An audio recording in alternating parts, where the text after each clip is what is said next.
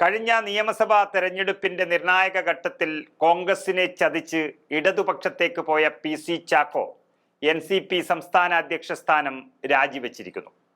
മാനവും മര്യാദയും ലഭിക്കാതെ സ്ഥാനമൊഴിയേണ്ടി വന്നു എന്ന് പറയുന്നതാണ് നല്ലത്.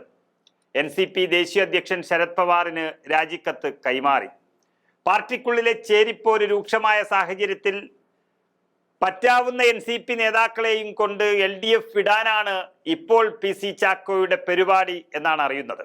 അതിനായി NCPയുടെ ദേശീയ വർക്കിംഗ് പ്രസിഡന്റ് സ്ഥാനത്ത് ചാക്കോ തൽക്കാലം തുടരുകയാണ്. 6-ാം തീയതി നടന്ന സംസ്ഥാന ഭാരവാഹി യോഗത്തിൽ ശശീന്ദ്രൻ പക്ഷം വിട്ടുനിന്നിരുന്നു.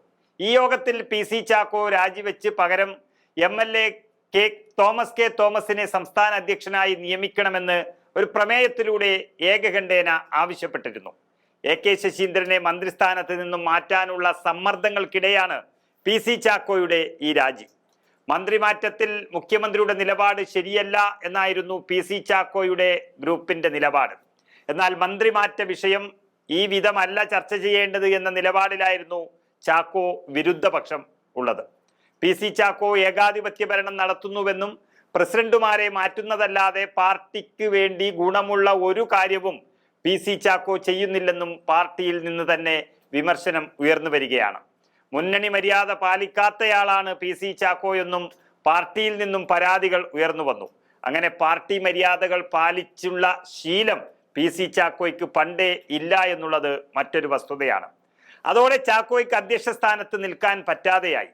ഇപ്പോൾ LDF വിടാനുള്ള ചരടുവലി PC ചാക്കോ നടത്തുന്നുണ്ട് എന്നാണ് സൂചന പാർട്ടിക്ക് ലഭിച്ചിരിക്കുന്നത്. ഏതായാലും എല്ലാ അധികാരവും സൗഭാഗ്യങ്ങളും തന്നൊരു പാർട്ടിയെ ഒറ്റുകൊടുത്ത ചരിത്രം മാത്രമാണ് PC ചാക്കോയ്ക്കുള്ളത്. അത് അവിടെയും കാണിച്ചു എന്ന് മാത്രം. നമുക്കറിയാം, കോൺഗ്രസിലെ മുതിർന്ന നേതാവായിരുന്നു PC ചാക്കോ.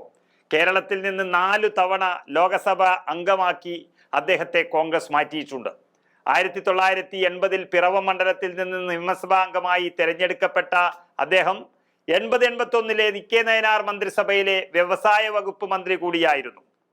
1991 ലോകസഭാ തെരഞ്ഞെടുപ്പിൽ തൃശൂരിൽ നിന്ന് ആദ്യമായി ലോകസഭയിലേക്ക് അദ്ദേഹം തെരഞ്ഞെടുക്കപ്പെട്ടു. പിന്നീട് 96-ൽ മുകുന്ദപുരത്ത് നിന്നും, 98-ൽ ഇടുക്കിയിൽ നിന്നും, 2009-ൽ തൃശൂരിൽ നിന്ന് തന്നെ വീണ്ടും ലോകസഭയിലേക്ക് അദ്ദേഹം തെരഞ്ഞെടുക്കപ്പെട്ടു. എല്ലാം കോൺഗ്രസിന്റെ സഹായത്തോടുകൂടി കോൺഗ്രസിന്റെ അംഗമായി. 2G സ്പെക്ട്രം വിതരണവുമായി ബന്ധപ്പെട്ട് നടന്നുവെന്ന് ആരോപിക്കപ്പെടുന്ന ക്രമക്കേടുകളെ കുറിച്ച് അന്വേഷിച്ച ജോയിന്റ് പാർലമെന്ററി കമ്മിറ്റി അഥവാ JPCയുടെ അധ്യക്ഷനായും PC ചാക്കോയെ കോൺഗ്രസ് ഗവൺമെന്റ് നിയമിച്ചതാണ്. അങ്ങനെ കോൺഗ്രസ് അദ്ദേഹത്തിന് കഴിയുന്നതെല്ലാം നൽകി. അവസാനം ദില്ലിയിലെ കോൺഗ്രസിന്റെ ചുമതലയും അദ്ദേഹത്തിന് നൽകിയിട്ടുണ്ട്. പക്ഷേ അവസാനം 75 വയസ്സൊക്കെ കഴിഞ്ഞപ്പോൾ നിയമസഭയിലേക്ക് മത്സരിച്ച് മന്ത്രിയാകാൻ ഒരു ആഗ്രഹം തോന്നിക്കാണും. അതാണ് സീറ്റ് കിട്ടാതെ വന്നപ്പോൾ 2021 നിയമസഭാ തെരഞ്ഞെടുപ്പ് സമയത്ത് പാർട്ടിയെ പ്രതിസന്ധിയിലാക്കിക്കൊണ്ട് NCPയിൽ അദ്ദേഹം ചേർന്നത്. NCPയിൽ പോയെന്ന് തന്നെ അദ്ദേഹത്തിന് സംസ്ഥാന അധ്യക്ഷനുമാക്കി. ഇപ്പോൾ ആ പാർട്ടിയെയും പ്രതിസന്ധിയിലാക്കിക്കൊണ്ട് അധ്യക്ഷ സ്ഥാനം രാജിവെച്ചിരിക്കുകയാണ് PC ചാക്കോ.